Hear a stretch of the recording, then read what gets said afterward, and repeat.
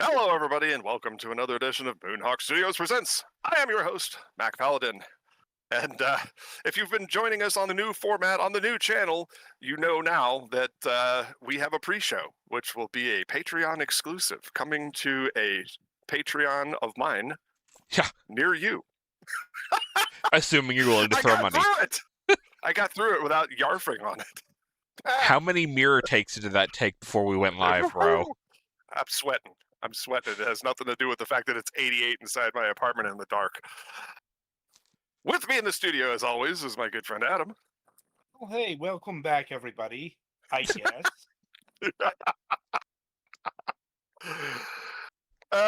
We got Kevin in the house. Right over here with the rest of y'all. I haven't moved a muscle here. Just, I guess, changed another station. Patty fans mangling the technicals. I'm half blind. You got to do that whole I'm blind in my left eye and 43% blind in my right eye. Well, we'll get into that news. It's not entirely Yeah. a joke. Yeah, unfortunately. It's a little too close. When you hear the truth, it hits different. And of course, on color commentary, we got the Golics. That is one of the things that I do here. Indeed. All right, we got a great show. We'll probably be talking lots about tabletop stuff tonight because of our guest. But before we get into that, Adam, start us off with the news. My news this week is very dull and unexciting. Lucky. Indeed. May you live in interesting times. Well, I'm like, I would not call a haircut interesting times. Like, getting that ready for the fall season.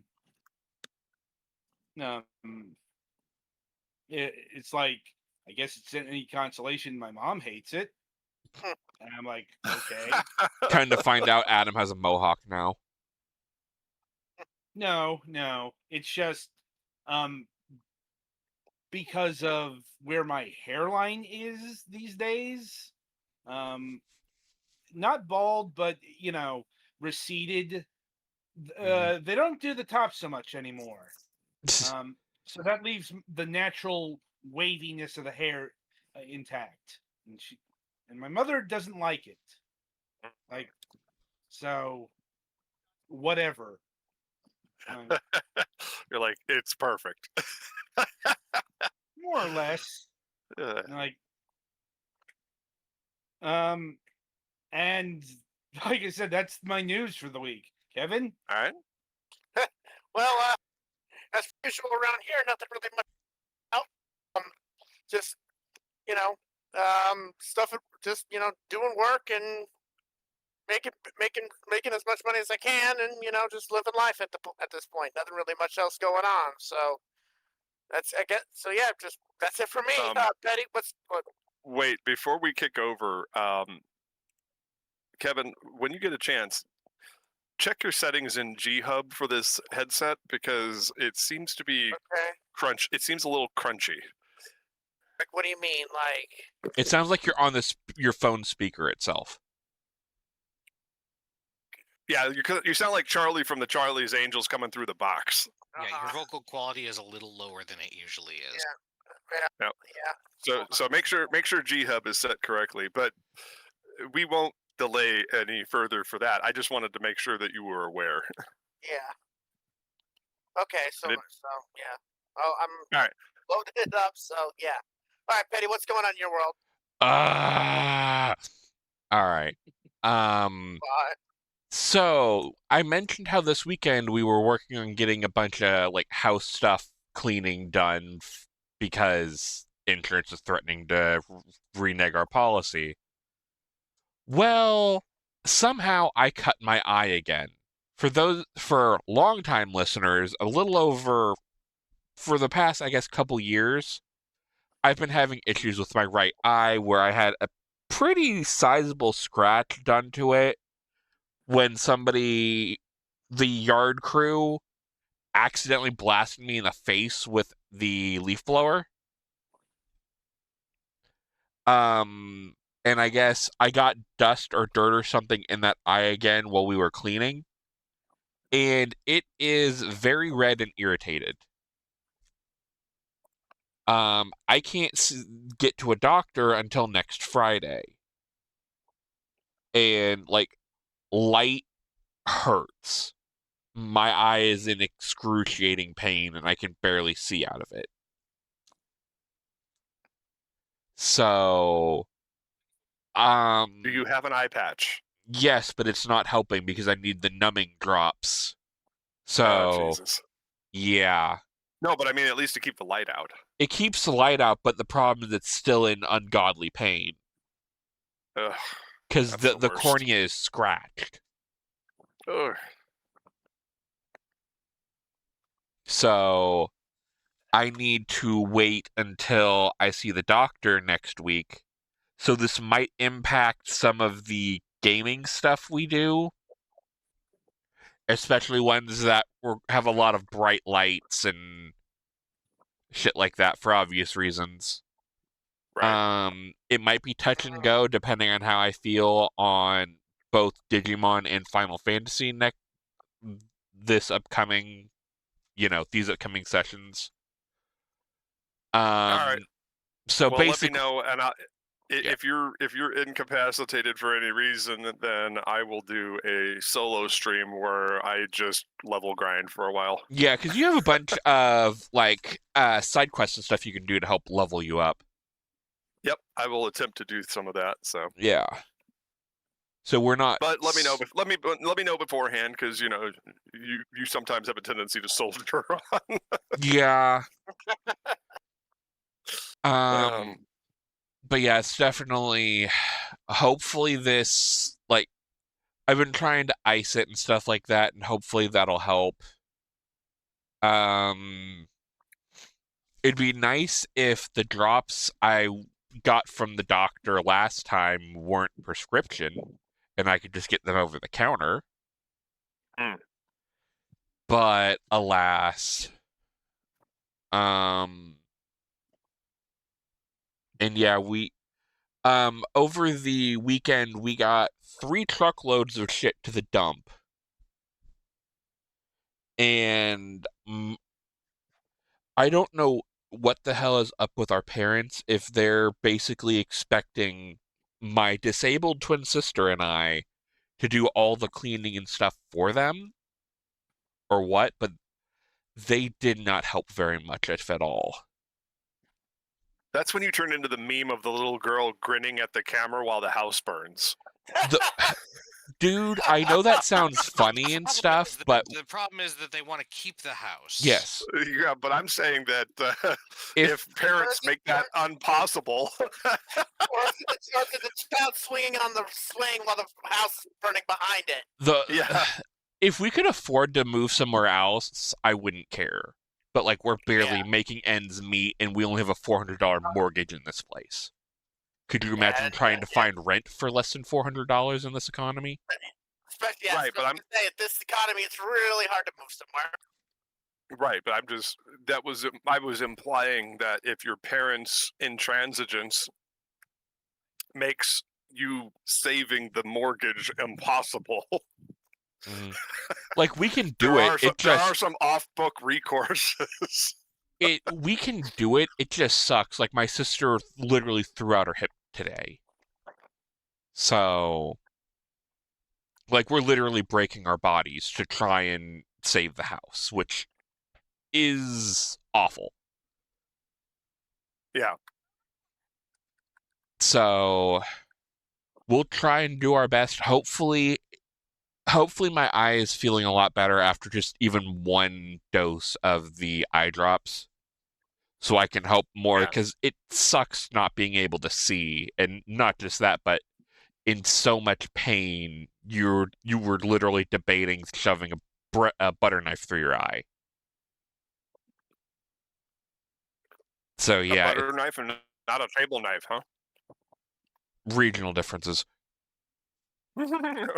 Pop, Coke, soda. Hurt more. But yeah, that's. Hopefully this weekend we can get them to help a little more, because the big thing we're waiting on is what the insurance company wants to do with the roof. Because even when we talked to the new insurance agent, because apparently we've been without an agent for 3 months. And farmers didn't ordain to tell us they didn't renew the contract for our previous agent. So we're over here, we're signing over with the new agent, and hopefully they can see what's up with why they're canceling us. If they can either get us an extension, or because they even thought it was messed up, they weren't covering the roof that farmers paid to put on the house. Like specifically the vent things, they should have checked before they signed off on paying the company. So all of the sudden, we've had multiple, we've switched satellite dish providers. We've even had some people check the roof out after we've had some hail and stuff, and they've all said your roof's fine up until February when we started leaking. And then all of a sudden now the roof vents are a problem. And it also sucks they inspected this in February. If they would have told us the paint and other stuff around the house was an issue that could have caused us to lose our insurance, they would have all been done over the summer. Instead of us having to run around like chickens with our heads cut off in 6 weeks. Indeed. But yeah, it's definitely infuriating. I guess updates to follow. I'm just saying, if any quote-unquote accidents were to happen, make sure they're while the policy is still active. Yeah. That way you're covered. And they're like, well, sorry, I guess we're stuck. But yeah, that's my news. All right, Golix, what have you got, buddy? Less than that, thankfully. If any of you have more than that, I would be concerned about your well-being. Yeah. Well, yeah, Adam got it. Oh boy. Yep. I had to get my car inspected over the weekend for annual inspection reasons, and I wasn't going to pass, so they had to replace both of the back wheel bearings, which thankfully they did quickly and with a minimum of fuss, but it still cost like $1,100. Thankfully, they were also able to tie down my heat shield, but would have rather not have had that extra expense, especially going into the end of the year, but that's what happens sometimes. Otherwise, not a whole heck of a lot going on for work or anything. We were gonna have my sister coming up to visit just on the way up to, I think, a camp or something, but that got postponed unless they show up tomorrow morning because they needed to pick up something somewhere. So no big deal, but it would have been nice to see them. Still kind of hoping to. Video game wise, I'm playing Super Robot Wars Y on my own time because I was playing Digimon Story Time Stranger with Petty and Ogre on Friday, so I haven't really started that because of I'm at least getting some of it. And also yesterday, one of my normal Tuesday evening streams was canceled, so I dropped in on Petty and Mac playing Final Fantasy XIV, but while OBS kept failing. So yeah, mostly been playing Super Robot Wars Y. Still very aggravated at this whole Pokemon event thing because it is ridiculous that they have made it so hard or so short of a supply to get the codes for the shiny Koraidon and Miraidon. But I still haven't completely given up, but I'm not paying a ton of money on fucking eBay for it, I'll tell you that. But yeah, I think that's about all I got. All right. Well, all the joking about me having it worse, that's kind of settling down. But Golix, I was glad that you showed up on Tuesday because I wouldn't have known that I was talking to myself. Yeah, So- that was, so that- weird. That kind of worked. Well, it's like Kevin's technical difficulties he's having. He and I have the same headset microphone combination right now. We Yeah. both have the G432, and it requires careful monitoring of G-Hub. But also, Discord likes to just reset itself randomly to default, which is bad. Yeah, I took it off. I took it off default because that's probably what happened. Because I looked at G-Hub, nothing really wrong with it on that front. But it was on default, and then I took it off to just normal stuff. So Yeah, you got to put it on G32 headset and microphone Maybe and all next that. time It's I- just- maybe next time I get a new it was. computer, I'll think about yeah, streaming yeah. concerns. yeah. that's what yeah. that's what it had it on. But that's actually what the default was. But it had default on it, so I just took Yeah. took it to the option that didn't have it on default. So Well, and I'm not going to fault Petty Fan for not noticing because he's got his own shit going on. So I'm glad somebody caught it, and we were able to get Yeah. something. What we're going to try to do is I'm going to try to get Petty Fan this weekend to download the audio from the VOD and from his end, from the Fragments channel, and I will extract the segment that overlaps with my announcements and everything like that and see if I can kind of make it work, kind of sync up a little bit to the point to where Golix alerted us that there was no sound, and then I won't need the double audio anymore.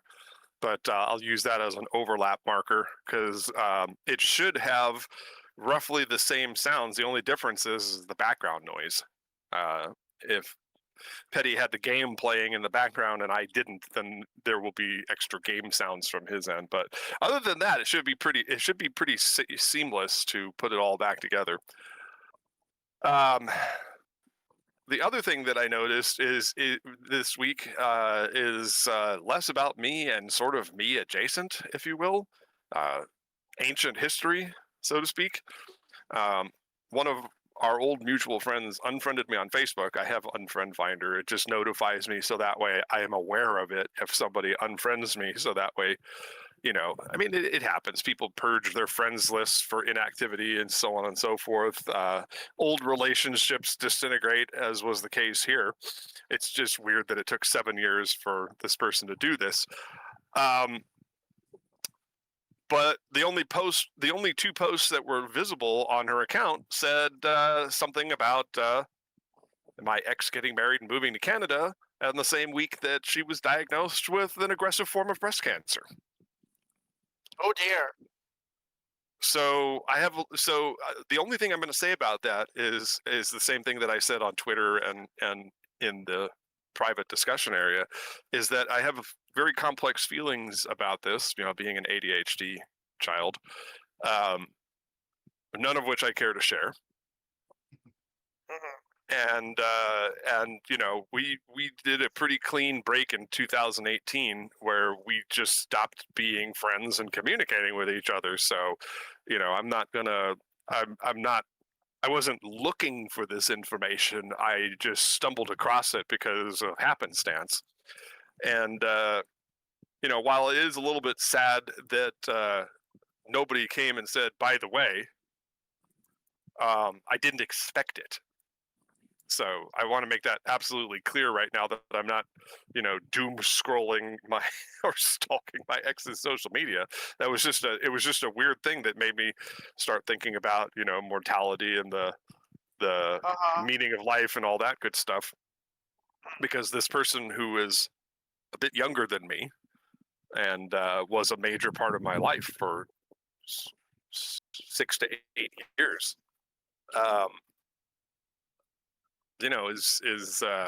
has this thing happening to her. So, what should have been a joyous announcement was tinged with regret. And so I since I found that out, I've spent a lot of time reflecting on complaining less about my lot in life and trying to reframe things as this is simply what is happening to me.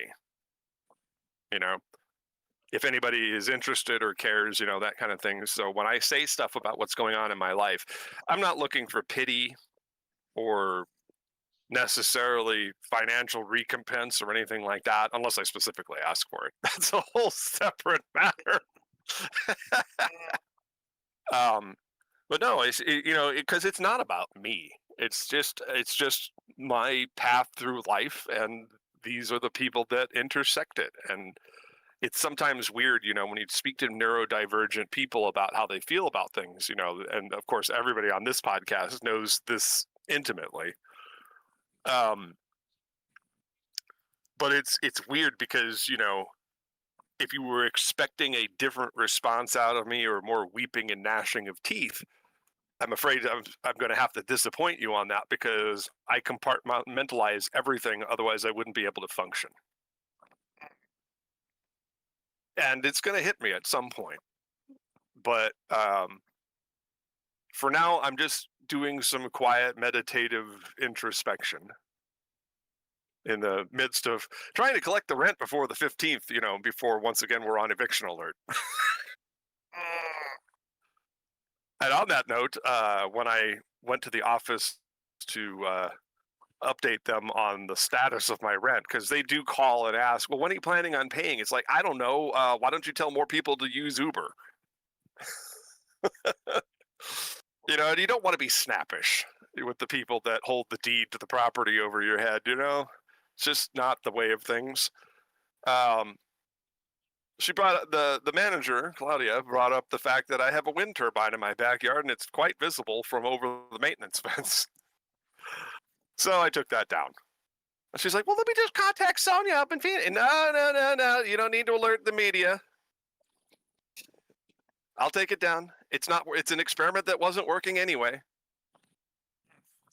I'll just put it in my living room and blow a fan through it, so that way I generate free power in my living room. Yeah,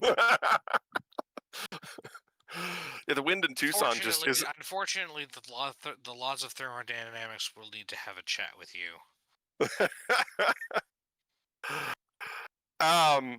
I've actually experimented with it, with blowing a fan on it. The fan consumes 250 watts, and the turbine at speed of at least 10 miles an hour generates 1,000 watts of electricity. So I'm not trying to create a Rube Goldberg perpetual motion device here. It's literally just me being silly and trying it. But I did actually test it using just me spinning it, and it does actually charge the batteries minutely. So jokes aside, you know, if you see a 29-inch wind turbine sitting in my living room, don't be surprised. Don't be alarmed. It's doing a thing. I'll just have to make it easier to disconnect and hide in the closet outside, so that way no one knows I'm doing it. Except for the people who listen to this podcast, of which the management at my complex are not those people. The maintenance guy actually tried to deflect her and say, well, he ain't hurting anybody. Because he was standing there, and she says, is that allowed? And the fact that she's obsessing on that, is this allowed type thing, is really indicative of a big problem we have in America. So here's my little mini rant for the night. And that is, people need to mind their own motherfucking business. People being busybodies and worrying about what is and isn't allowed when it's not hurting anybody. It's not what I'm doing is not illegal. The device was not attached to the building, so it's not a lease violation. So who fucking cares? Why do you need to report it to your boss? Well, we'll just ask her for permission. I'll be goddamned if I ever beg for permission from this place ever again. I tried to put up a shed in my backyard. They made it into this, if we let you do it, then everybody's going to have a shed and it'll be pandalarium. And I'm like, nope, don't even bother asking her. You caught me. It's going down. Okay? End of story. Don't talk to her. Don't mention it to her. Don't breathe a fucking word of this. It's gone. I don't want to have a discussion about it. I don't want to argue about it. I don't want to defend it. It's done. You got me. I'm done. You know? And that's just how it is, because I just don't want to have those battles anymore. I've got to save my energy for other much more important things that are going on in the universe right now. And I can't be arguing over whether a semi-functional wind turbine that I cobbled together, okay, yeah, I'm effectively out $200 for my efforts, but, you know, there was no way I was going to know if it worked unless I tried. And it is far better to ask for forgiveness than to beg for permission. So that's my mini rant for tonight's episode. And aside from, gaming news, tomorrow we will be playing some Overwatch 2. Atman Ryu, my partner in crime who works with us on Blue Mondays on the Mac Paladins Retro Gaming Emporium channel, will most likely be joining me, but otherwise I'll just be doing some solo quick play and fooling around for everybody's entertainment, and maybe we'll get some hilarious Angrish for the Clippies. But without further ado, tonight's guest is I just totally I put a little salt and pepper on the predicate. Boom, you got a nice chop sentence there. Our guest tonight is a very special guest. We have Tabletop Bob on the podcast for tonight. Bob, welcome to the program. Hey, how's it going, everybody? And the Golics will most likely be talking to you about tabletop RPGs with some interjection from me, Petty Fan, and Adam as the show goes on. But why don't we start off by telling us a little bit about yourself and what you are currently doing? Yeah, thanks for having me on. And the Golics, I know we're gonna get along real well. I love a nickname, first name, so it's all There good. you go. Yeah, I run a YouTube channel called Tabletop Bob. We play live play, actual play, whatever you want to call it. Sometimes I would say most of the time we do live streams. We kind of like to do that on the spot sort of thing, but we do some recordings, actual play, live play of D&D, RPGs in general. I've showcased about 9 different unique RPGs on the channel, but I'd say the primary one is D&D. Alrighty. Well, straight to the point. So let's get into questions. Who's going to start? I guess I can start things. All right. Do you happen to remember the distinct RPGs that you featured on your program? Oh, definitely. We in 2023 we actually had it was like we have a new game every month basically. We tried to do it that way. It ended up being a little less because some of them bled into the others, but we tried to do like a short run of all of them. We played my favorite. I think my favorite RPG actually is legitimately Call of Cthulhu. We did an awesome run of Call of Cthulhu in like March of that year called Mr. Corbett.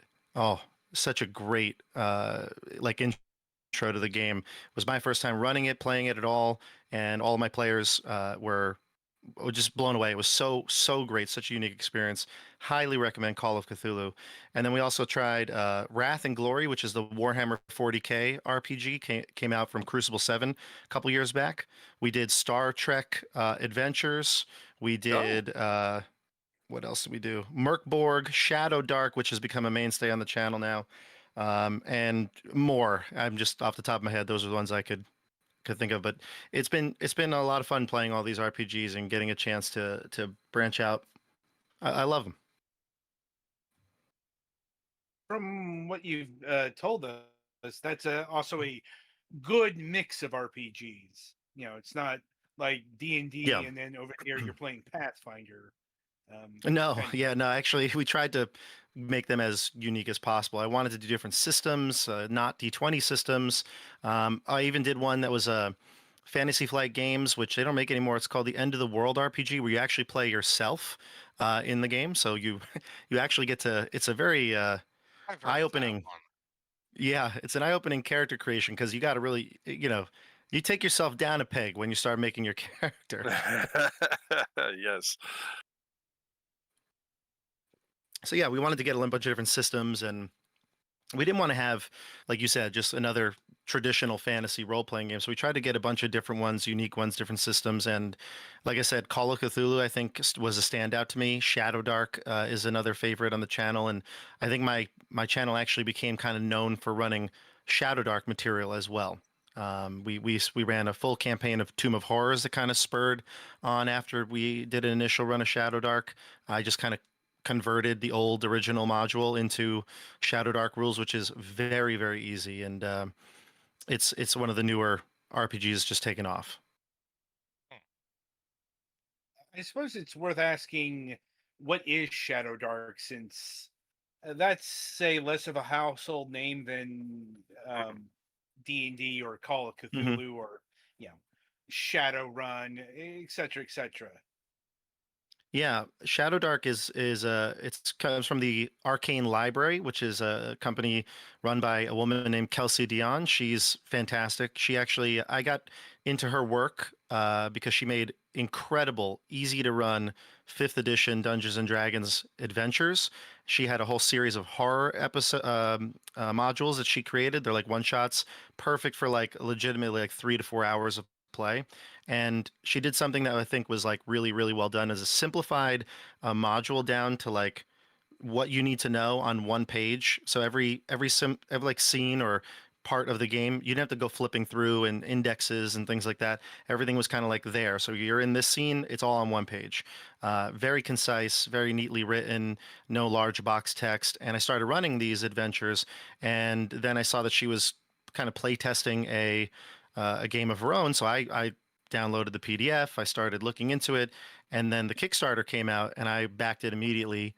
In fact, I had Kelsey Dion play on my channel. She played a game for what was it, Valentine's Day. I did my own Shadow Dark adventure, and she played with a bunch of my players, and it was a lot of fun.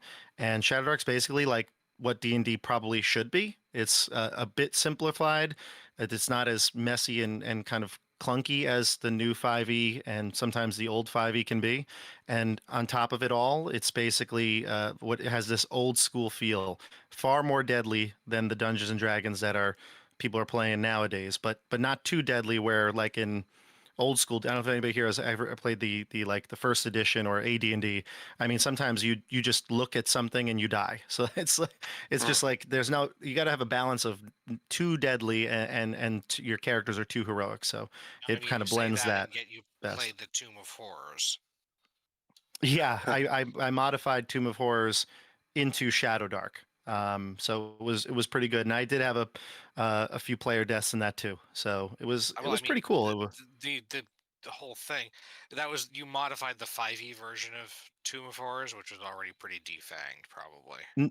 Oh no, I modified the original. Oh, okay. Yeah. Oh yeah, So I you took the changed, original so module. you changed some or all of the, if they do this, they die too bad. Yeah, so basically Shadow Dark doesn't, it's like 5e and it doesn't have an instant death mechanic, but I made it so that you have a saving throw against some of these things. And so the players were able to maneuver around it with saving throws, perhaps if they had inspiration, or they call them luck tokens in this game. But generally speaking, they could have died outright if they didn't play it right. But they knew, like I had some experienced players play it, and people have been playing D&D for many, many years, and they didn't play Tomb of Horrors, but they know the reputation that it has. So they were pretty Yeah. careful when it came to like doing things, touching things, and the character that wasn't died in the like second or third episode. So I mean, if you go straight by the module, you have basically a choice of 3 things, of which one gets you into the dungeon and the other 2 are just, I hope you were using a longer than 10-foot pole to roll that cliffside or you're dead yeah, now. yeah, there are just within the first hallway. There's the archway that could clearly kill you, which is kind of what happened to my character, one of my players. And then as you go further into the tomb, there's like I don't spoilers. I mean, it's like 50 years gone here, everybody, but still, uh, the Juggernaut later in the game. There's like so many little things that like there's literally what is it? What do they call it?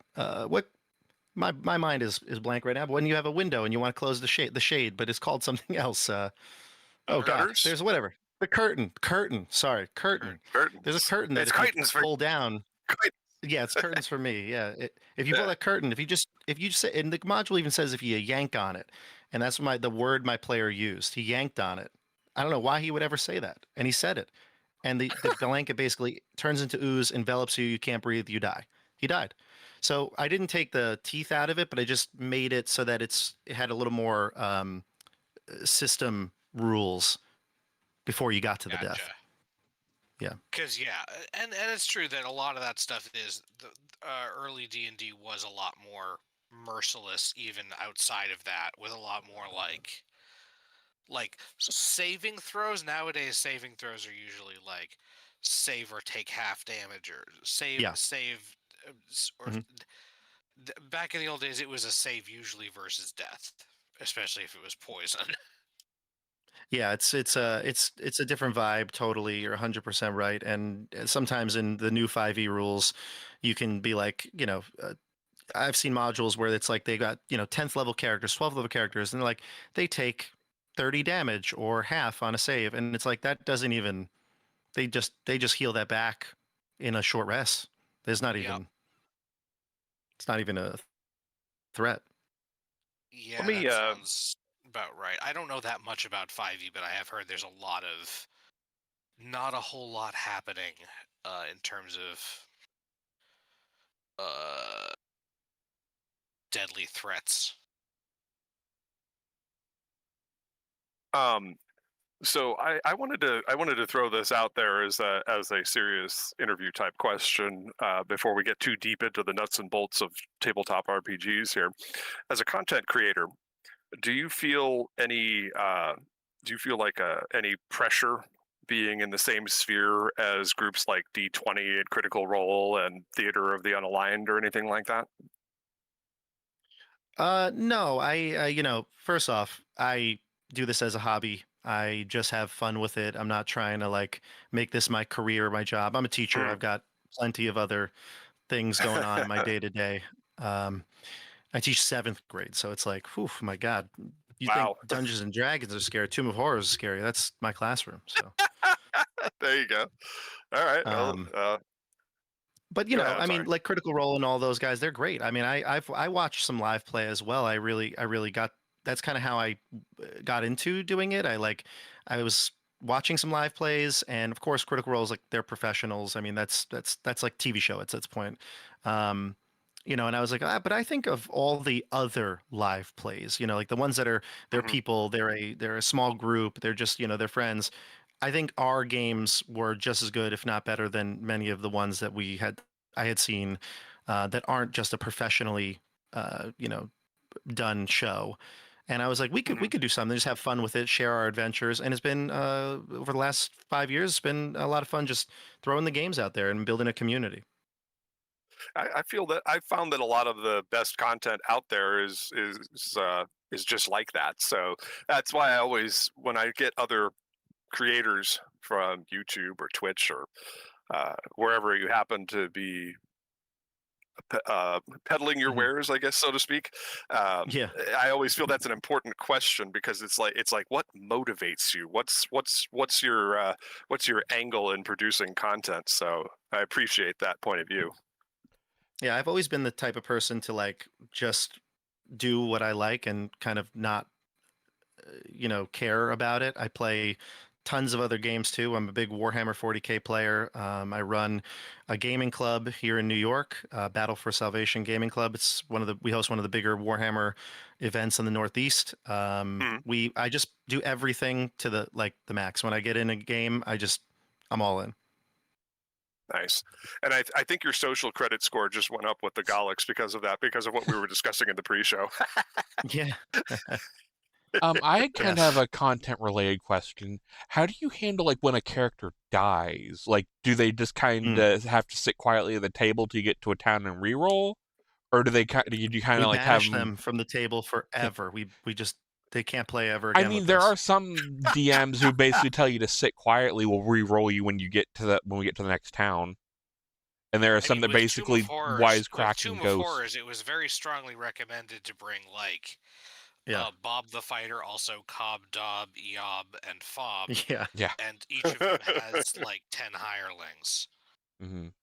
Yeah. Well, I'll tell you something. So the when it comes to like player death in real life, if I was playing a game like at my house or my Mhm. gaming club or whatever, and I've got people sitting there and they're either sometimes the gaming club too, right? If they're, you know, paying a gaming fee or whatever to be there, I'm gonna be like, just roll up a character right now or make a new character and we'll Yeah. throw you in. We'll find a way. But when we're doing content for, you know, a show, there is a bit of a level of sort of theatrics, right? Like Right. we're all in my groups that I play with. I'm very lucky. I have, and I think this is kind of unique in this sphere. I have about 18 of my close personal friends that play characters on the channel in and out. I've got multiple campaigns. I've got multiple groups. I've got mix and match games when we do one shots. And so like I have a big pool of players, and we're all on the same page when it comes to like we're doing this for the show. So like if they come on and their character dies, they're okay with that. And sometimes what I'll do is even, you know, like the shows run about 2 hours. So I would say that unless something was really a carryover from the last episode, odds of them dying and sitting there for 2 hours is probably not going to happen. Hmm. I think almost every death happened within the last, you know, the third act of that show. So they don't sit around for too long, but they would and they would be entertaining and still be Yeah. part of the conversation. And we've had this talk like, you know, this is for entertainment purposes. So it's something They that you just have to be on the same page about. they've become sort of like the ghost narrator from like Desperate Housewives or something like that. Well, The, and some character, yeah, the character narrator who unalived herself before the show even started. But I mean, that's a valid thing sometimes when, like, especially for like show-esque D&D things, if a character dies, they're like plays themselves as a ghost or the ghost narrator.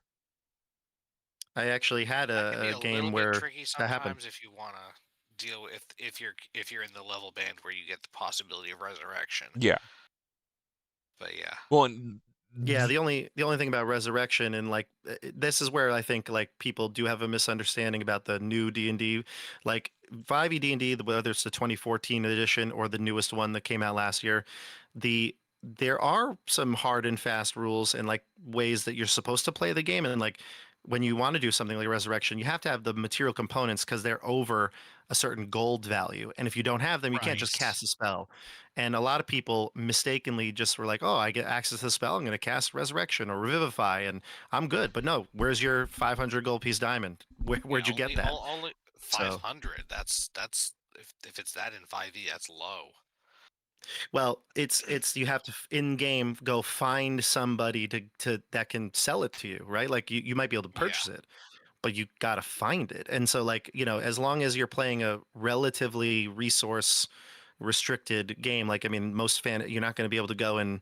go into the Shire and get a diamond like that, you know?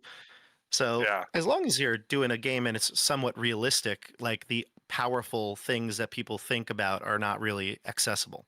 Yeah, I just want that's why I was talking about the level band for it, because that's absolutely a concern. Yeah. I just wanted Yeah, to you're say You have to be a level OOC. where you have that much money. Sorry. No, you're fine. I just wanted to say OOC here that I'm really excited that we got this conversation tree going out of my question. I helped. Yeah, right.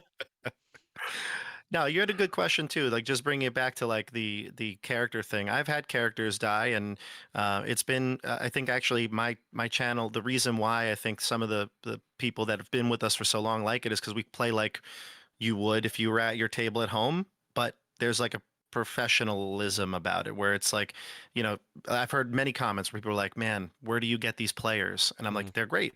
We just Yeah. kind of are all on the same page." Yeah. And that's what makes our games special, I think, and that's what I love about it.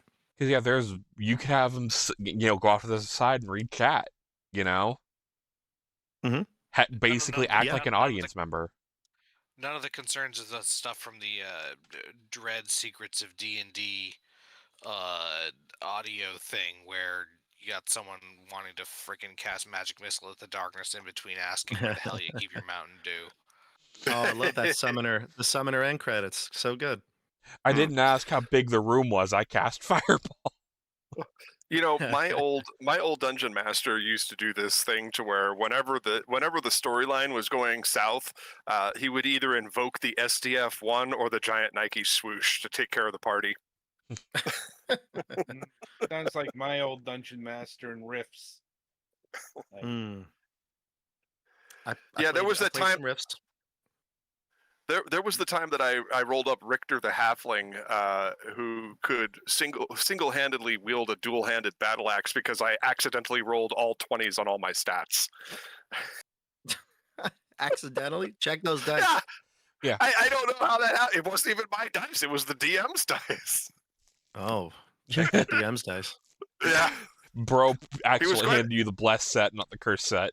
I kept getting critical hits off of 7s, Oh Jesus. and that hit was fatal. So let's go have some Mountain Dew and watch some Robotech. Yeah, it's funny you said Rifts. I played Rifts when I was in high school, a little bit, middle school, high school. Such a great game. I wish I had like actually learned the rules well enough. But I always, well, not always, but one of my favorite characters, Glitter Boys, so cool. Those robots were so Yeah, cool. Yeah, I almost got into a Rifts game in college, and I was hoping to play a Glitter Boy. I'm trying to remember if it was one of the others who played a glitter boy, like all. It's been so long that all I remember is we both had Zentradi pods. Then it was probably I just that's what a Glitter Boy usually is. It's right. Yeah. I just, I think what happened was that I inadvertently stepped into an improbability field when I walked into the room. Yeah. Because, like I said, after that, I was avoiding, because my stats were so ridiculous. He adjusted my charisma down to 14, so I wouldn't be, basically making love to the dragons. Aww. And The no screw the convincing dragons DM are the worst. yeah. I mean, seriously, it's like I should be able to charm all the guards at every city, but even though I'm, this is one thing. Dragons is another. Dragons usually have high charisma and wisdom. They're not going to not going to succumb to my They're halfling, going to have high standards. to my furry Listen, foot charm. Listen, the donkey from Shrek did it, so. Yeah. Yeah, exactly. Yeah, and he's voiced by Eddie Murphy. He has charisma. Well, he has a broken charisma score of like 30 though. I remember I That's true. knew somebody in college who had a 20th level D&D fighter called literally Lord Better Than God because his stats were so ridiculous he could kill most gods. That's everybody's got a character like that from back in the day where, when you were kids. But I gotta be honest, as I gotten older, I like having lower ability scores. I like especially having two like really bad ones. Like it really makes the role play that much more fun. Yeah, that's what happened with a character of mine who was kind of dim, so he took the edgiest title possible. Grim, You wanna dark, talk about deck huge. I'm sure that No. we've talked. I'm sure that we've talked about Sodric the Sodomizer before on this podcast. Literal name was Lord Bloodspike the Master. Oh, total edgelord. Oh my god. Look, this is the shit you come up with as a teenager. Did Yeah, like early yeah. 2000s rock music play whenever you spoke as him? It was So- the 90s. Oh god. So Sodric was a punishment character after Richter that my DM assigned my entire group Oh man. characters instead of letting us roll up our own. And he gave me this character who we were in Ravenloft, and Is this the same DM that had those dice? Yeah. Okay. So he gave me this character that was wearing a bright red robe with an ostentatious bling ankh around his neck, and he had this wand because he used to be a 20th level sage who was cursed by the lords of Ravenloft Mhm. back to level 1, and all of his power was contained in this rod. And I could use the rod once per session, and it would take away an intelligence point. And if I fell below a certain point, I would go into a murderous rage and destroy everyone and everything until the local demigod basically ended me. And I failed my intelligence check about halfway through the campaign. And Trying did to he save the actually party. die? Did he actually? Oh die? yeah, we just the SDF one came and blew away the planet. Rocks fall, everyone dies. Yep. He stuck us in a pit trap, and then had these demon enemies that he invented called the Karnin basically poke us with sharp sticks until we all died. Damn. Your So DM could be average on those Tuesday. DM horror stories on Reddit. Yes. He is the bastard operator from hell. There is a certain point when you're just playing around, I guess. It depends on how seriously Yeah. people are taking it. But I No, nicknamed yeah. him. I nicknamed it. This was my high school edgelord phase, and of course, I named him Sodric the Sodomizer because if I failed the intelligence check, we were all fucked. So that's my story, and I will let you guys proceed now. Dead air. Where did we leave off? Where did we leave off? Yeah. We were talking about guess- character death and content creation, and then we moved into yeah. Another into reminiscing. thing that I've heard of. Whatever I've that never- was. I've never actually had it come up because I don't usually run games. Another thing you can do is have like give the player whose character died like temporary control of another character in the thing until the next session Mhm. while they have Like an time. NPC. Just to Yeah. keep the person involved in stuff. Yeah, I've done that too. Like we so in a couple of campaigns they have one of my probably my more famous campaign, the one that's like really popular on the channel is to Keep on the Borderlands. We had our own game. It was 5e, but like we used the original module, similar. I like the old school stuff. So we did that in our That own was one of the, version, like, and original starting modules, wasn't it? oh yeah, totally. Got Gary Gygax. It was the it was technically there's another introduction one, but then like the players can get to the keep and make their own. It's really a sandbox skeleton of a campaign. There's no story. You know what I mean? Like the modules today. You know, just thinking of some of them here. I have a couple like I have like Rime of the Frost Maiden, Curse of Strahd, the famous ones that everybody knows. What is it called? Oh God, the one with the Serac, whatever. You know, they're all these new modules. They're basically these massive tomes. They've got story to them. It's a Sararak, There's- isn't it? It's not Tomb of Horrors. They It's renamed it, but it's different. Oh, Tomb of Annihilation. That's the one. It's That's it, very yeah. good. It's very well done. All of them are. I love all the three I just mentioned. Some of my favorite campaigns ever. But they're just so different, right? They're like they're a story, and there's things that you can do to change the course of the game for sure. And it's your own game. You can do whatever you want with it. But there's a story there. Keeping the Borderlands is like there's a keep. Here are some people that could be at the keep. There's the caves that all the bad guys are in. Go ahead, do whatever you want. Right? There's no like story of unfolding really. There's just some things that the dungeon master can grab onto and make their own. So it's really felt more like a homebrewed campaign with just a small little home base that you can make your own. So we made that one special. that's why It was our Pathfinder own. We had Kingmaker is so important, so popular. Yeah. There is an ongoing plot, but the main thing about it is hex Mhm. crawl and kingdom building. Sure, yeah, exactly. And this has all the makings of that too. It's like just, you know, it's a place, tons of options, but the DM can kind of make it their own. And we had a really successful campaign. It went about 53 episodes, something like that. And ended had some incredible moments, and we have two NPCs that were like sort of henchmen, but they grew to be like fan favorites. Everybody loves them. So when one of the characters did die, I had them like roll for the NPCs' attacks and combat, things like that. But for the most part, like I said, we're a very professional group, the best players, I think, on the internet, and they make it fun even when they die.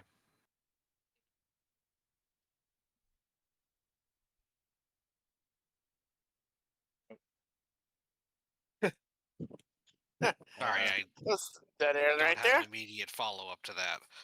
Ah. Ah. I ran out of stories because I haven't done a tabletop in quite some time. So I apologize for the How dead air. How much D&D or other RPGs have you all played? What games have you played? I've never played I've a tabletop RPG personally. Yeah. I've really only personally played Pathfinder. I played a very little bit of 3.5 on and off in college, but since then I've been in a Pathfinder 1E campaign that's technically not ended yet. Oh wow! For many years. Yeah.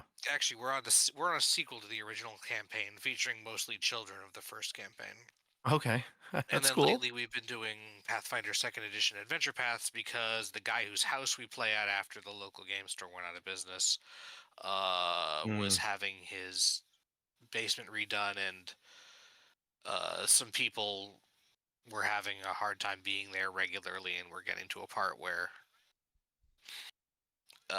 it's very near the end of the campaign in the main one. The real big bad evil guy scheduling. Yeah. Oh yeah. So yeah, that's about. I probably have the most. Oh, and I'm also in a on and off Cyberpunk Red game online. Oh, sweet! I want to try that. Yeah, I have a ton of other. One of my bad habits is kickstarting lots of RPGs that I think are cool and then not having anyone to play them with. Yeah, for sure. All right, so I knew Galax would be my man, and Kevin is dead to me. Who else we got here? Yeah. I mean, my family, the people around me have played D&D a lot, but not me personally. No. No worries, Because Kat. it's No a very offense. heavy house. I don't hold it against you. So in high school, I used to have sessions because I used to have a crew, and unfortunately, that crew dissolved, and I never was able to build a new one. But we did some campaigns with GURPS, White Wolf, Palladium, stuff like that. We tried to set up Robotech campaigns. We tried to set up superhero campaigns, Lost in Space type adventures, stuff like that. It was just one of those things to where we kept noodling around with character creation and got obsessed with the world building, and then forgot to actually play the game. Hey, but I did the best. But as a comic book illustrator and writer myself, I do find that some of the stories that we invented in our heads did make it onto the page. So I'll let everybody guess which ones made it into my comics and where. I'm very much like Fred Perry in that regard. When we had him on the show back in 2012, he told us all about Gold Digger being derived from a D&D campaign that he did in high school. And we all shared an invisible secret smile with each other when he said that, because that happens a lot with webcomic creators. So again, I'll let history be my judge on that one. I got to assume it's probably mostly like Star Trek and Robotech ones, based on what most of your comics are. Yep, I did used to have an extensive stack of Star Trek source books for Starfleet battles. I wish I knew where they got off to. Oh, I ended up having to sell them for a substantial amount of trade credit at Bookman's in order to get things I needed. Depressing also, because they were a gift from a close personal childhood friend. You should give Star Trek Adventures a shot if you like Star Trek. It's really cool. You built basically your own, Starfleet officer crew, and you can have a captain. The first what is it? Your number two. First you can officer, have your first officer. You can have your tech guy. It's like really cool. I'm new. I wouldn't say new. I know Star Trek. I've watched TNG and the original series, but I'm not as up to date on everything. So there were some parts of the game that I was like, I don't really know what this race is, but my cousin's big into it, and we played that Star Trek Adventures one. He loved it. It was awesome. It's such a cool, unique way to play the game. Very narrative. I highly recommend. They just came out with the second edition too. Nice. So. All right. Well, I hope I passed the vibe check on that one. It's been a Oh, part you're of in. my life. All right, because it's been a part of my life for a very long time. I just wish I had time to build a new crew and do it again. Because throughout my high school career and then in the early parts of my working life, I did have a friend, Chris, who's now up in San Francisco area. I kind of moved into his group and we played together for a while. I just don't remember my character from that session. Well, it's easier than ever to play RPGs online these days. Yeah. Ain't that the truth? Well, yeah. and I no longer have to calculate THACO. No. You have to calculate other stuff that's equivalent to THACO. Yeah, but Yeah, there was something. But There it's was not called something THACO. obtuse. Yeah, there was something obtuse and impenetrable about to hit armor class 0. Well, it's because your armor class literally ran backwards because of THACO. Still confusing. Yeah. Did you know in the one of the more recent modules Wizards of the Coast made, they had it was a Witchlight. Wild Beyond the Witchlight, they had it was a Feywild campaign, and they had a bad guy in the early part of the game. It was a clown named THACO, and that got some people. It got some people Riled up. angry. Yeah, I thought it was Riled up. hilarious. Yeah. How to Everyone effectively felt real. troll. How to effectively troll 101. Anyway, All All right. right, so keep these questions coming. I got it. Yeah, ready. yeah. Come on. yeah. Well, I was about to ask something. So, Go. how do you keep your short play sessions short? You like if we were doing a one shot, or you mean like in all my games when I have a 2 hour like runtime for my regular campaigns? Is that what you mean? There's an oppressive clock on set. Yeah, because that's another thing about role playing sessions. Time can vanish very quickly, and Yes. a lot of it at once. It's like Yes. it's like the doom clock in Majora's Mask. What do you mean the sun is rising? Oh shit. Well, I'll tell you something that my players all very know is that I cannot possibly tell them when a game is going to end. It's almost comical at this point. I'm like, all right, so I think we got 2 more sessions left, and they're like, okay, so 4 minimum. I'm like, okay, 4, fine. I cannot manage my time well for some reason, and when it comes to playing these games, I set up multiple ending points. So I have ideas in mind, but also because I think truly the DM doesn't really know what's going to happen. I mean, you have an idea, like we have in a sense, and I ask them all where they want to go in the next episode, things like that, what they want to do. So I kind of have an idea of what's going to happen. So I'll have at least 2 possible, like I could end it here, but if that combat goes quicker, I could end it here, and I kind of set myself up for.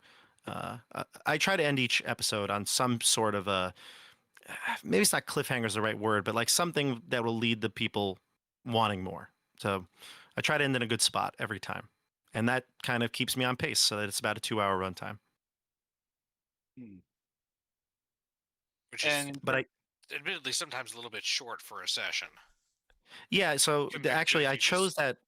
Yeah, I chose that time purposely though, because when we first started playing, I was like, man, the only time I really have to play is like after my kids go to bed, and it's like, it's hard. Like otherwise, then I miss a bunch of stuff, and I don't want to do that. So I try to play like 8:30 is like when we log on. We really after we do like a little icebreaker, we chat for a bit. It's like 9 o'clock, and I try to like finish the session no later than 11. So like, and I really aim for like 10:40 is like where I'm really aiming for. But we like we think so it kind of stemmed off of like the time that I had, but then I realized like when we did one shots and stuff like that, you can see like YouTube shows you I'm sure you all know too, it shows you the analytics, like people stop watching after a while, Oh, right? yeah, Like it doesn't videos matter. on YouTube that are over like 2 hours long are Yeah. very hard, Right. unless it's a what's the phrase, a video documentary on a really obscure topic. Right, Or- where like you have to watch to the end. Yeah. Like in Yeah. this case, Or- it's just it's just like anything, right? It's a 2-hour video. So the people that really love it will watch the whole thing. The people are just checking it out. They watch for 30 minutes or, whatever. Yeah. And at some point, the people that aren't into that video will log off. And you make a video 4 hours long, that trail off goes faster, I think. So Yeah. I try to cut one shots rather than do more one shots. If they're not meant to be like really like like an individual episode. If it is something that's going to go a little longer, I try to now cut those into 3 episodes and do 2 hours each. Oh yeah, my I group did a has done whole a ton of one shots. I think Yeah. I think the shortest one was about 3 or 4 sessions. right, exactly. Yeah. We One have shot. a long time. We have a longtime fan on this show and Fragments of Silicon named Potato Sniff, whose sole joy in Nice. life is tuning into our streams to see if anybody loses their marbles Mm.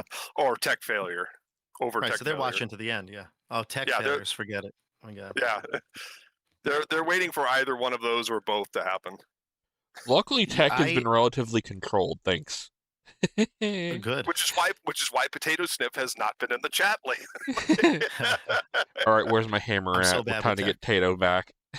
Yeah, right. Tech's a big Wondering thing with where me because I some of the other don't do brains tech well. Mm.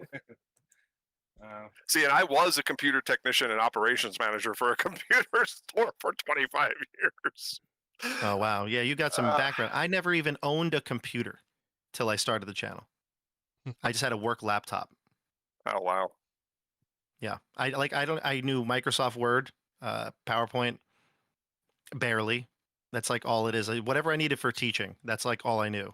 And like when my friend was like, "Yeah, you gotta download OBS and you gotta do," I was like, "Oh my God." Obi, what now? He had to help me. I had a friend help me do everything. See, now I'm doing this podcast off of a computer I bought off of Temu that is low power consumption because I'm on solar that I built myself. You need a windmill, Mac is right? straight- Yeah. Mac is Well, straining to be a survival. See, funny you should If you were mention that. If you were listening in the intro, he bought a windmill, but then Oh, one no, of I his know. nosy neighbors made him shut it. Oh no, take I it was down. listening. Yeah. Oh no, I was listening. That's why he needs to get that He- one back. Bob understood the assignment. I understood. You got a windmill you can sell? Yeah. Well, it's a turbine. It's actually horizontal. Anyway, let's not get off track here. Let's not get further off track. We're already in the weeds. This has been great. Yeah, I mean, this is the ideal format for our show, is to just have a fun conversation. I literally just now on Twitter put the hashtag podcast and chill. Oh my. Because I mean, we're just, the whole idea is to have fun here. We're not. I mean, if we Yeah. get hard hitting exclusives out of this, that's great. I would love to be able to cover unique material that isn't something you've told other podcasters 1,000 times over.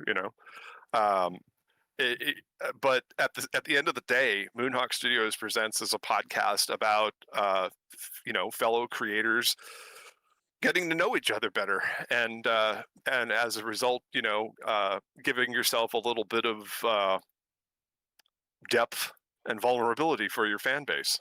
That's pretty much it. But It's no exclusive. pressure to do so. No pressure to do so. It's just we're here to have fun. All right. Yeah.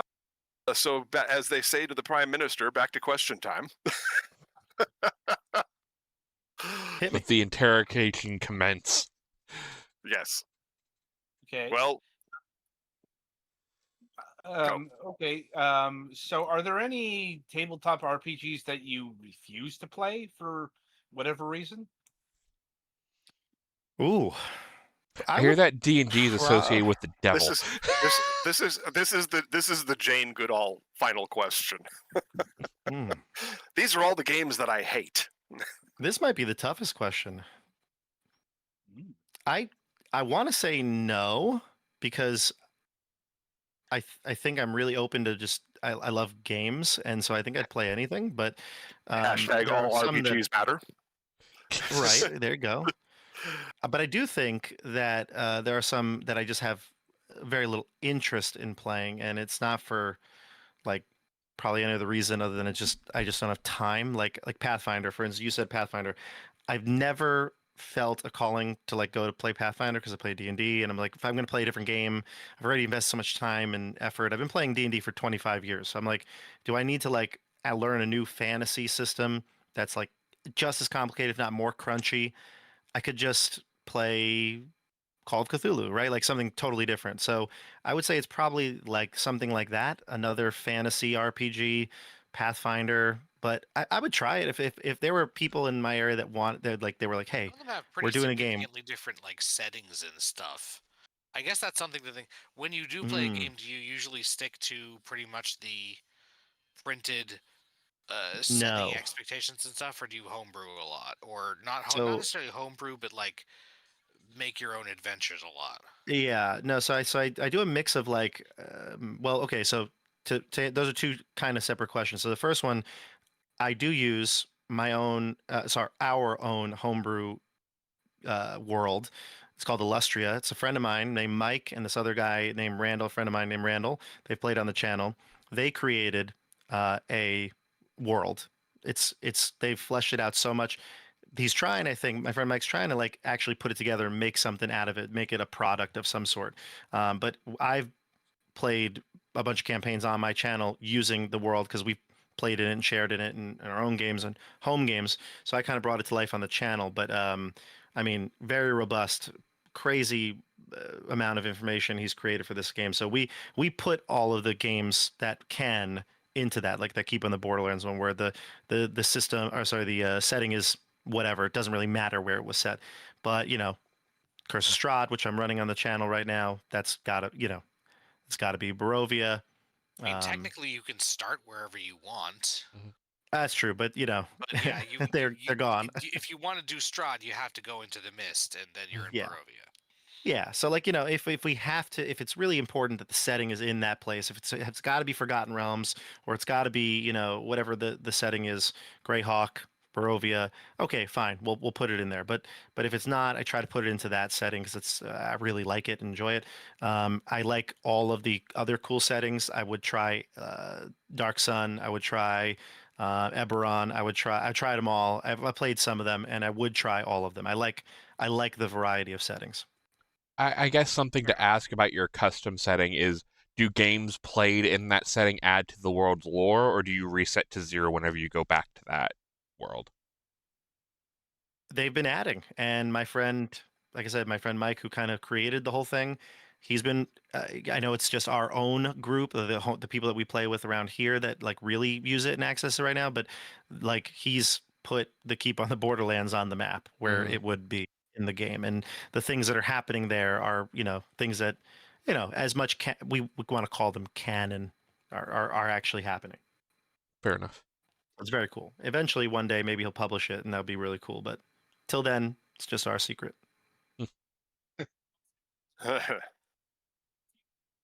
Yeah, that a lot of the reason I ask is because one of the bigger recommendations for Pathfinder is the setting is neat and they have a lot of well-written adventures for it. Mm. Uh, I'm sure it's like I said, it's yeah. fantastic. I just like I said, at this point, I've spent so much time and money and effort into the I mean, 5e you world. could easily do most of the Pathfinder. The other thing is that allegedly it's pretty well, especially second edition is mechanically much more tight than 5e, which is very loose, which some people prefer. Mm. Yeah, But it's again, got I'm a not big telling you following. what you have to do. That's just what I like Oh about no, the no, system I I play the most in. listen. It's a good setting. It's been around for a while for a reason. When third edition kind of split, people went there. Mm-hmm. It's a good question though. I'd play any game. I'd play any game. Well, I think we're running low on time here, Yep. so Yep. I suppose my final question here is, what are you campaigning on right now, and how long has it been going? I've got some really cool content coming out in 2026. So I've got a couple of I've been doing something in the last year called Vecna Eve of Ruin. It's a module from Wizards of the Coast, and I know some of you aren't into the 5th edition, but I'll just give you the brief synopsis here. Vecna, who's the famous Archlich in D&D lore, is like basically gonna rewrite the universe essentially, and he's got some way to do that, and the heroes have to stop him. That's basically how the premise is for the game normally. But in the game, they take you through the Avengers-esque multiverse spanning, go to different places in famous D&D history, Barovia, you go to Eberron, you go to the Astral Sea for a Spelljammer. Like you go to all the greatest hits, and you got to get a MacGuffin and that sort of thing, right? So instead of like doing that, what I decided to do was uh, pull like an Avengers Endgame and have all of my campaigns previously had 31 characters be reprised and do different chapters, go different ways, different mixtures of people and characters from different campaigns, and then they're all coming together for the big epic finale. I still don't know how I'm going to do it, but it's finishing this winter. It's going to finish before the holidays. We're coming back right at the end of October, and that's going to be like the end of 2026. 2025, excuse me. And then in 2026, we got 2 full campaigns coming back. The Curse of Strahd, the final season, will be airing in January, and then at the end of January, maybe first week of February, we're going to have the Keep on the Borderlands reunion, where they're going to be playing a brand new campaign. So, All right, it's going to be awesome. nice. All right, since you covered the promotions, any shout outs you want to give before we wrap up? Shout outs. Hey mom, how's it going? Hey, that's perfectly valid. I don't know. I mean, like I said, I just I love playing games. If anybody wants to check out my channel, please do. If anybody is a Warhammer 40K fan, like I said, battleforsalvation.com. We host, like I said, one of the bigger gaming clubs in the Northeast. We're in New York, and also we have our pretty large Warhammer 40K grand tournament. It's a super major. We are going to be showing that on Tactical Tortoise this weekend. That's October 11th and 12th. If anybody's watching this after or listening to it after, all the streams of all the games will be up on that as well. All right. Well, that sounds like some exciting stuff coming up. So I'm looking forward to seeing the future of Tabletop Bob. Thank you. Appreciate it. And thanks for having me on. Absolutely. We always keep an open-ended invitation to our previous guests, especially ones we like, and you definitely fall into that category. So we may have you back at some future date when your next big thing drops. So Cool. Keep in touch, and we will as well. Thanks, guys. Appreciate it. All right. So. And real quick, I know you were saying, is that so? Now I would jump off, or you have the option to, if you wish. Yes, or you could stay with us and commentate on the video. I may. It's late here on the East Coast, but I did have a blast. So thank you. All right. Awesome. Got to teach, got to get up in the morning. Exactly. But yeah, appreciate it. Talk to you guys soon. All right. Thanks so much. All right, so that was Tabletop Bob, and we thank him for coming out and chatting with us for a little while. Now we have something very special lined up for this week's video commentary. Adam? Yes. All right, so we're doing something different, yet still in the spirit of the spooky season, even though it's not specifically horror Halloween themed. Trust me, those who've seen know why this is here. Which is actually a fair amount of, like, I know I've watched it, I know Kevin's watched it, and I know Galax has watched it. I have. Okay. So I think that leaves Petty and you as the ones who are going into this blind. But okay, I do have to do something slightly unusual for our podcast, and that is that I have to issue a BRB because I need to go to the restroom really fast. But then we will resume with the video momentarily. So talk amongst yourself for about 2 minutes, if you would, please. All right. I mean, should I continue the introduction here or what? I mean, I guess it's worth it. I guess. Yeah. Yeah. So while he's doing that, anyway, Tonight we're going to be watching the pilot for Knights of Guinevere, which, honestly, if you're somebody who is watching this program, you might already know about. But if you don't, then it's my job to fill you in. Right. So, Knights of Guinevere is one of the latest projects showcased by indie animation. I'm not sure if they're a studio, or if they're like the publisher. Like, apparently, according to Wikipedia, they are indeed a studio, hailing from Australia. Anyway, Glitch Productions, Yep. which is probably the foremost name in indie animation running right now, given that they are the ones behind the breakout series, The Amazing Digital Circus. They've got other programs like Murder Drones and Sunset Paradise. Yeah. This one is special for a couple of reasons. One, it's their first 2D affair. Yep. Yeah, they've mostly been a 3D CGI company up to this point. Yep. And also, it's the new project from the Owl House creator, Dana Terrace, along with some, I want to say, Owl House alumnus. Yeah. Like, I'm trying to remember what they did. Like, because this is created, Dana Terrace is the name that's being thrown out for all the advertising because, well, her name was featured on the Owl House as well. But it's actually created with Dana Terrace, Zach Marcus, and John Bailey Owen, which I believe are two figures who did work on the Owl House. I'm gonna have to look that up. Okay, I have returned. Oh I God, he apologize lives. for the.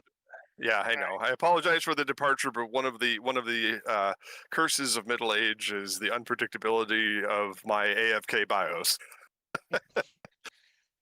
Duly noted. Alrighty then. So, yeah. So with that in order, let's get to the video. Behold, Alright. in ultra wide. Oh my god. I gotta actually click on the channel and look at it now. Watch stream. Once upon a time, and this was a very long time ago indeed, I Oh, was yeah. a princess.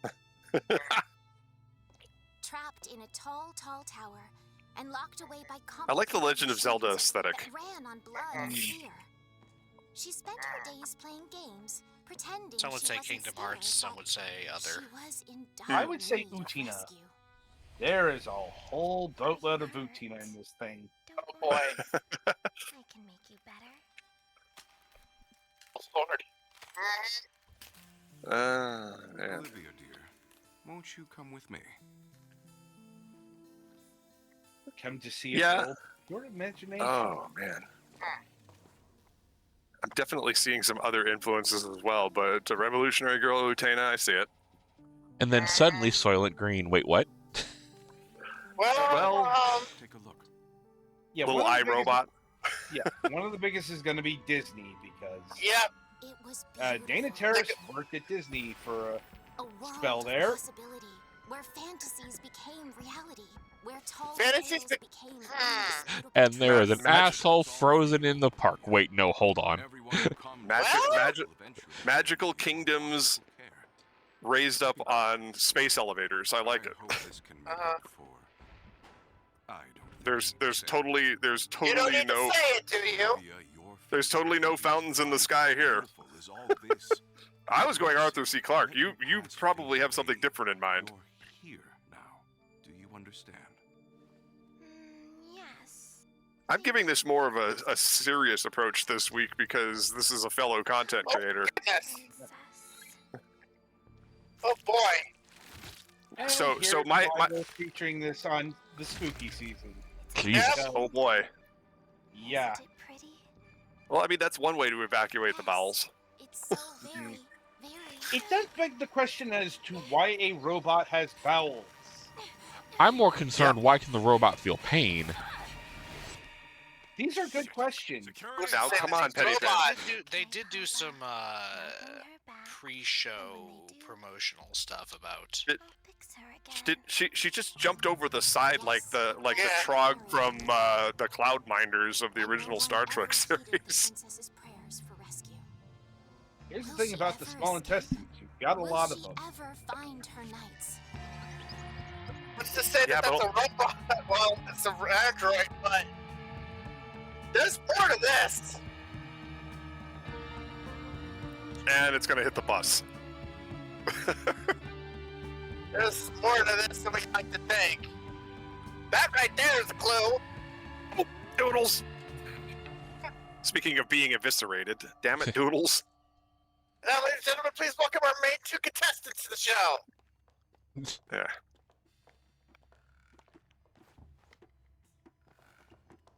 Oh, look, it's the fortune teller machine like it's the movie Big. Not necessarily. Oh man, Hacking it's it with hacked. a Game Boy. Now it's like That's it. Terminator 2. Where's Edward Furlong when you need him?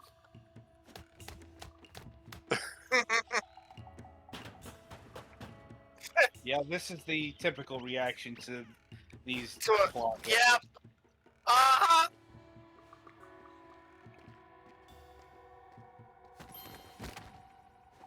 Oh fuck, it's the fuzz. Cheese it. Well, hello, Well, little close. ones. I'm Princess Guinevere. You know, there are tricks in After Effects so you can avoid that 6 frames per second effect. Francesca and Andrea from M7. It may be intentional. Lovely names. Probably. Aren't you lost?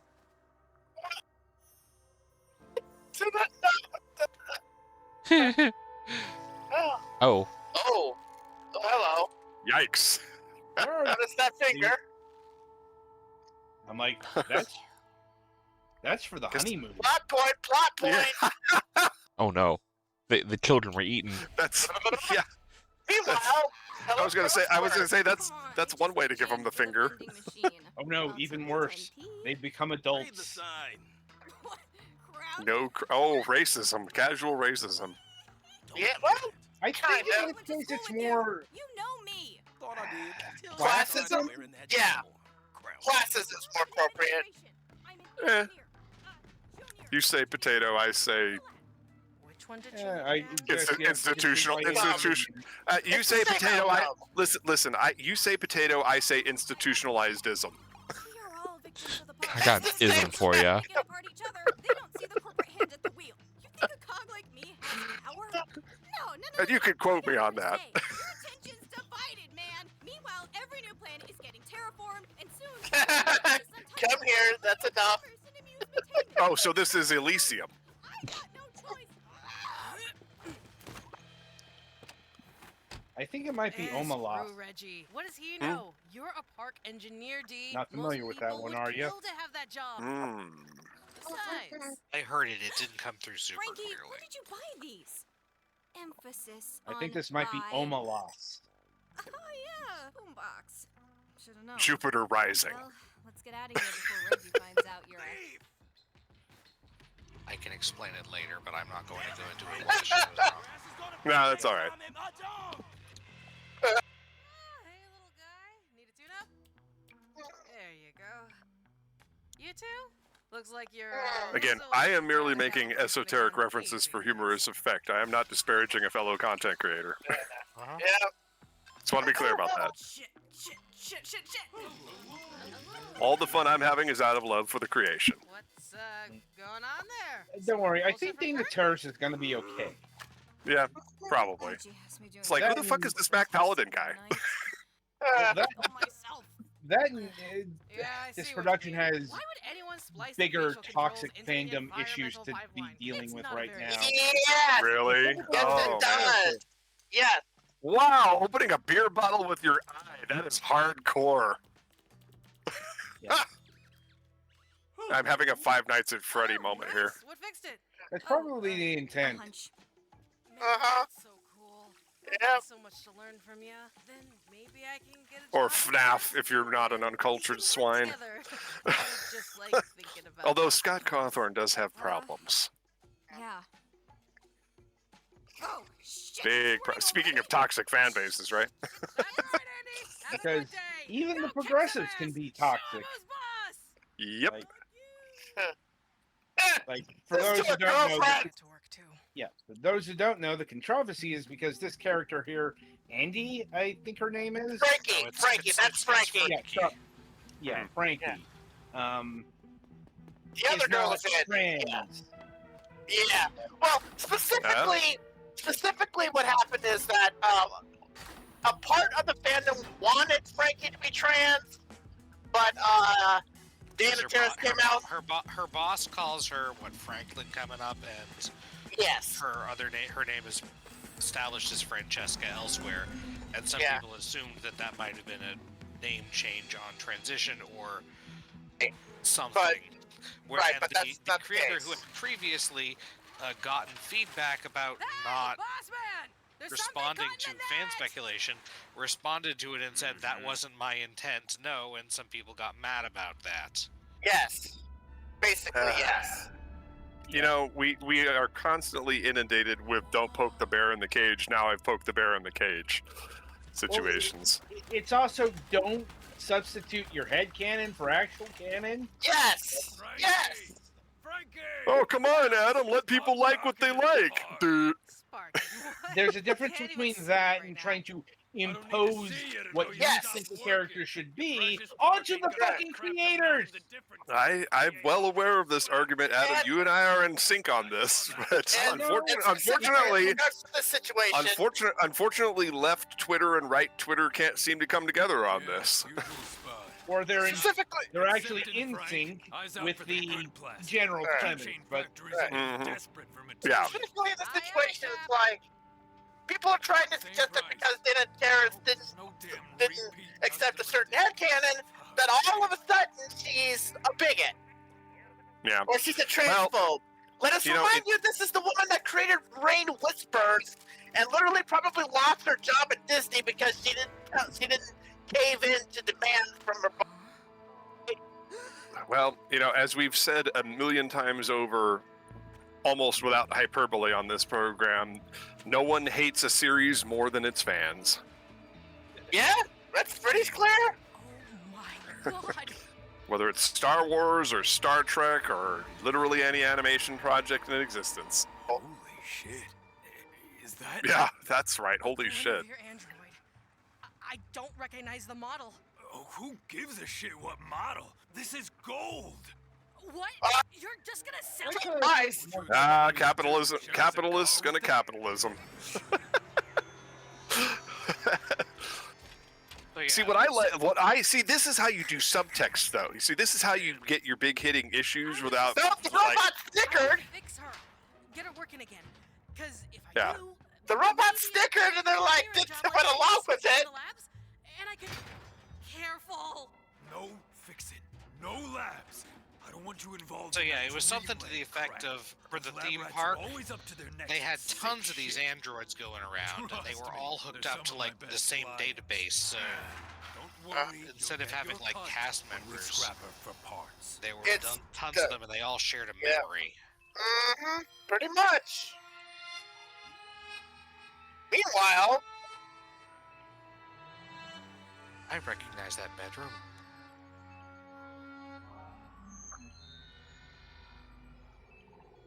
Yes, Donald Trump's zombified mother. She made it to the well, surface I mean, this you're time. maybe not mother, but maybe wife. My poor dear Oh God. She must be so confused. Oh. That's one- Guinevere's mother. Something happened. Oh, bring her Oh my back. God. Bring her back. Bring her back. Bring her back. See, there's a lot of I back have to fix that her. needs to I be can't- explained in a full series, which we need desperately because Shall I call security? The intention is for that to happen, Be obviously. able to Yeah. handle this. but definitely, yeah, she's setting the Considering the stage being studio, set. the studio Good pretty God. much only takes on projects that they want to. It seems like. She's obviously being kept alive by the blood of children. Or the blood of something. Yeah. You aren't, Mac? She's again. been kept alive in a way that is only available to rich people. Yes. So Elysium once again. No, I think this is more Metropolis. That too, yes. Probably closer to that. Yeah. Oh, what? The original Fritz Lang version or the anime remake from Studio Ghibli? I mean, it wasn't It's Studio not Ghibli. Studio Ghibli. Yeah. Who was it? I'm just trying to get by Rintaro. like anyone else. Oh, okay. I got a job in the tower. Doesn't mean you can treat me like. But I'm referring to mean you- more the Fritz Lang version. Mm-hmm. Forget it.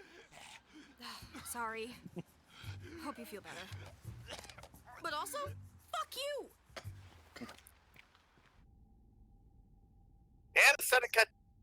We're not Okay. going to comment on the fact that he just coughed some purple shit on her. Yeah. Well, there's a reason why. It's because just put a pin on it. And Guinevere. Okay. And yes, this is Guinevere as well, the beloved monarch of Park Planet. Oh. If you can believe it, there are as many Gwens as there are stars in the sky, and every one of them Allegories to draws Walt on the Disney being a same monster. magic to remember everything. It's more. Allegory? It's fun. It's the loudest allegory you've ever seen in your life. Princess Let you meet Adam will speak. recall the same Yeah. cherished It's more an memories of you. allegory to the Princess Collection here. You know, Yeah, pretty much. Although Guinevere's silhouette sure does have Mickey Mouse ears. Also, a lot of people were saying that about how it was going to be all about hate in Disney, but there is a certain amount. It's a complicated relationship here. Yes. Yes. Mhm. which, Very by much the way, complicated. it's not the first time we've ever had Sparky's my a boss. I can't just animator steal or from him. animation studio have this relationship with Disney.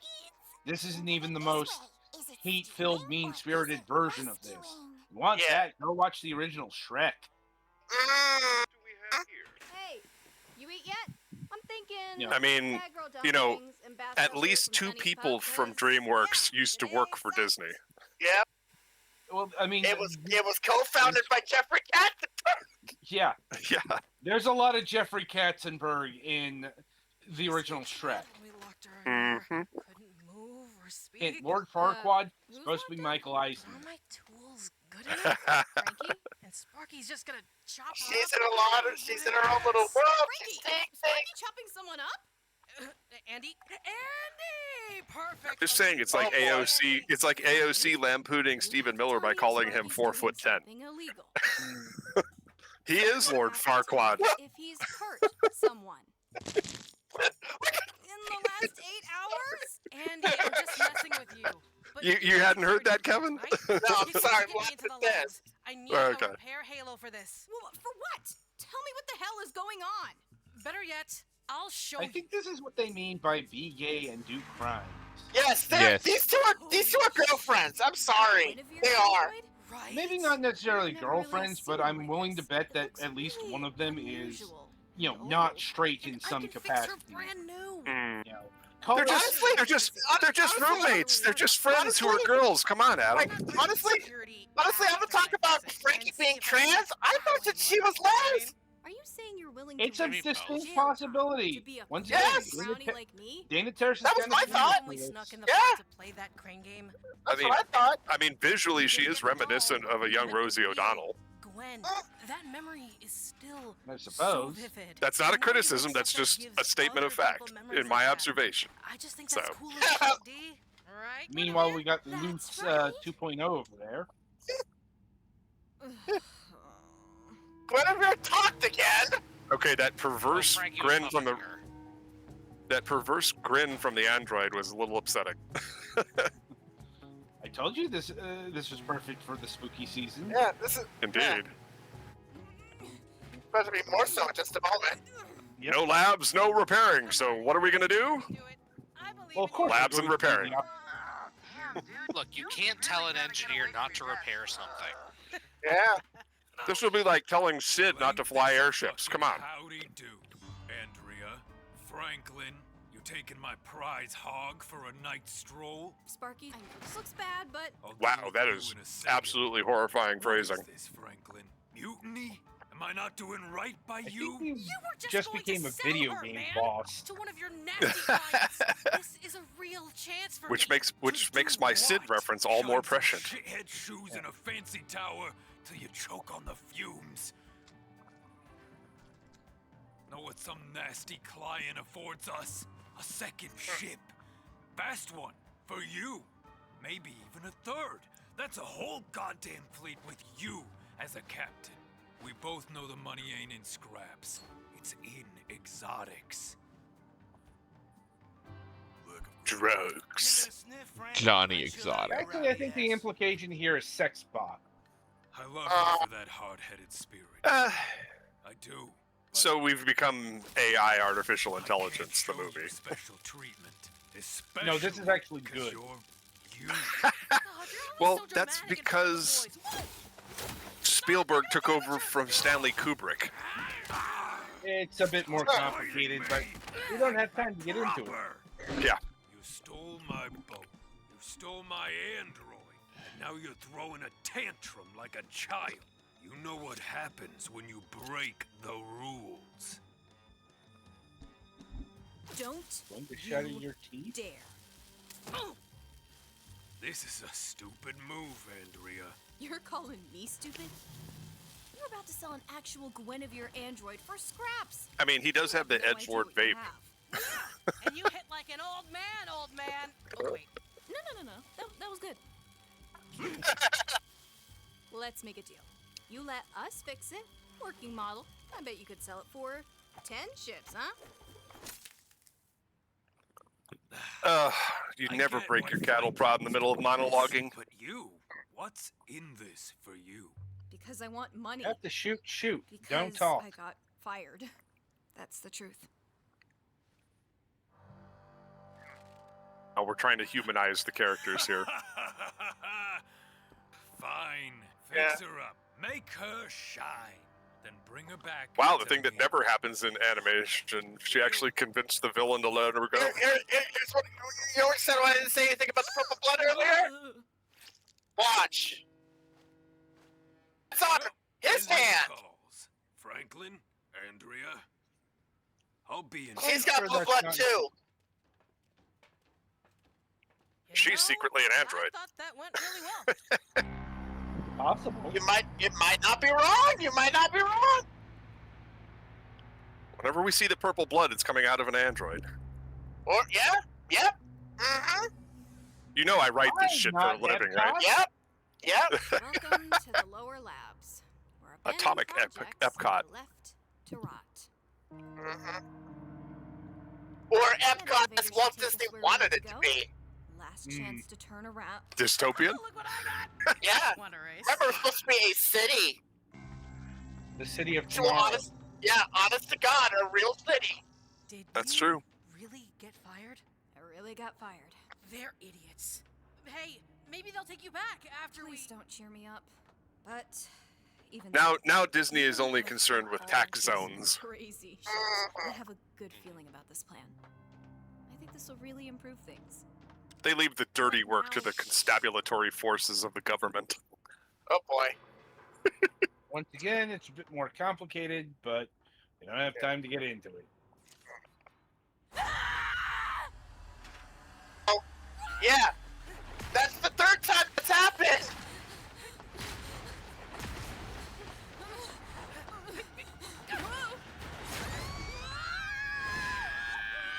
Oh boy. Ooh. Sure is good that this is animation. And that Avatar casts a long shadow. Do animated characters dream of electric sheep? Wait. This just turned into a Philip K. Dick plot. Oh boy. Convenient. Extremely. That thing was Big.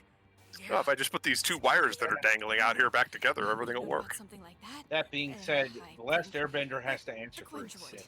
Screamed. But they're not This broken. fucking That's banter is supposed to just Green. all Yeah. over animation these days. Do you think she I'm was kinda trying sick to of it. warn us? You're getting close. Sword, sword, Good, sword. ladies, arrest thy steps. Thine hearts I wouldst make mine. What? I would yeah, suggest that face running. is exactly the face I'm making right now. Cringe. Knight, chivalry, etc., etc. Oh boy. Liquid nitrogen. Oh, Freeze, motherfucker. that's the liquid nitrogen. Yeah, that's painful freeze. Dry ice, basically. Why was I Uh-oh. programmed to feel pain? That's what that right Uh-oh. there was what my party felt when You we just were got being thrown, stabbed to death by the and, Garden. Oh boy. Uh-oh. Uh-oh. Not good. Uh-oh. Why is Frankie seeing those things? That's another question we have. It's a hallucination. Yep. And speaking of hallucinations, Or is it? speaking of, Hello, little ones. Are you lost? she's Oh, no, seeing Oh man, it's robot birds and everything. this. Is that your parent or guardian? Oh god, it's the information guy. I see. Well, you've been such a good friend to me. Allow me to sort this out for you. Huh? Frankie! Frankie! Get out of here! We have to get to the elevator. How would she get up? She took the very good painkillers. Oh, I'll say, because look right here. No, Oh. she helped us. We have to help her. How? She's got it all taken care of. Dinner So, is see, that and served. that. Yeah, she's got it very much taken care of, and the only question worry. really is why. Don't worry, it's just strawberry jam. Yeah. Some So good what stuff just got right unalived? there. We What have just a got murder unalived? bot. That. Oh. Yeah. There is more to this girl. Well, obviously. Derp. Like, this is not one of those series where everything is just Yeah, as it is on the surface. yep, obviously.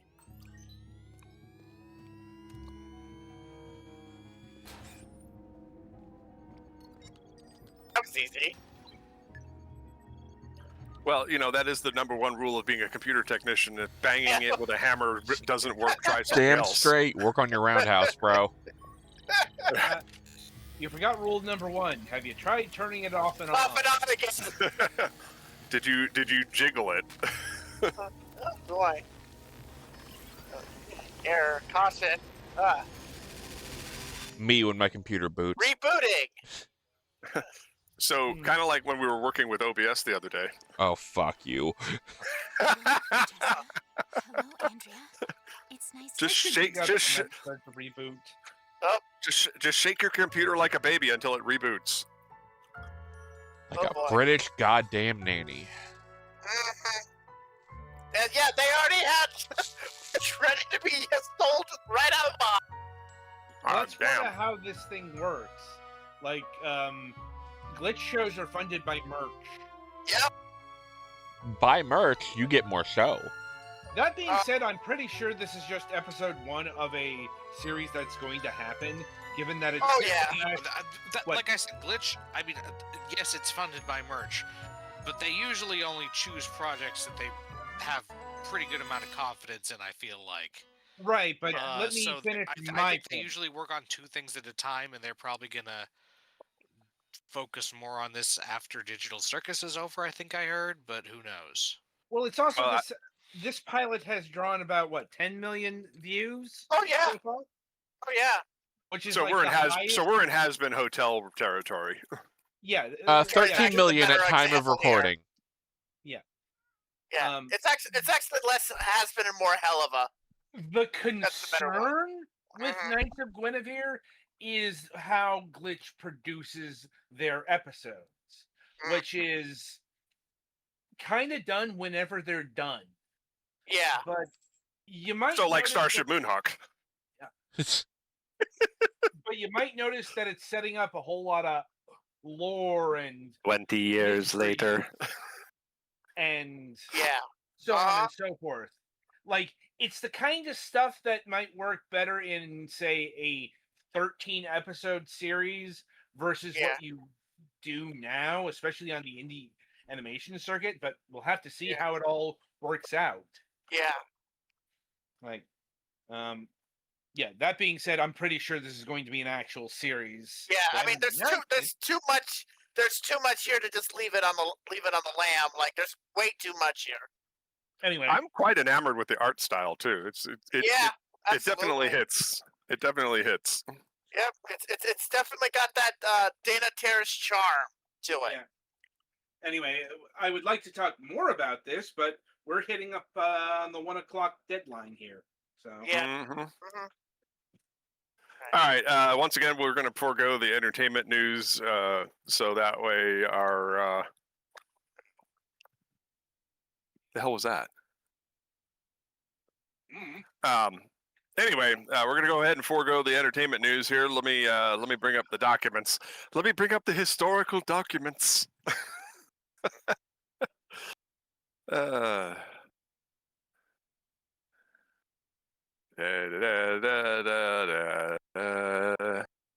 Where's the pin? I'm having a moment here. I got to go to the other thing. Talk amongst yourselves. I'm verklempt. Private business. Pinned messages. Bingus. Do you need next week's guest? I have it literally right here in front of me. I'm working on it. I got it. I got the document. I have the historical documents. You can also pin the tab itself in your browser. That might be a good thing to do. The ship was the model of this bag. Your microphone caught none of that. Yeah, that you were too loud for the mic. Anyway, next week's guest. Did Mac die? sure. Very possibly. He still shows as connected. Yeah. Is he messing with the mic? I mean, we did hear you. It was just you were too loud for it. Yeah.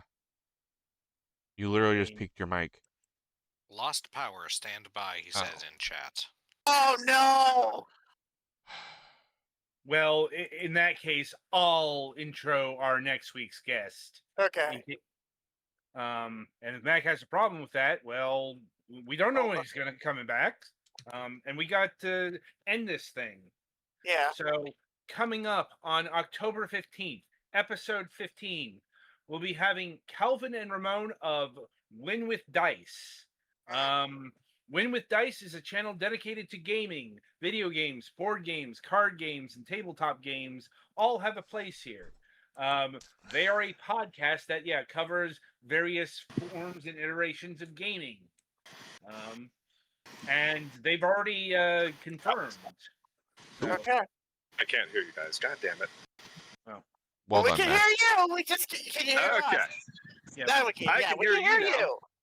So yeah, I lost power. That was fun. Just introduced next week's guest since we didn't know, if you were coming back. All right. So that's happening next week. And who is it? Win with Dice.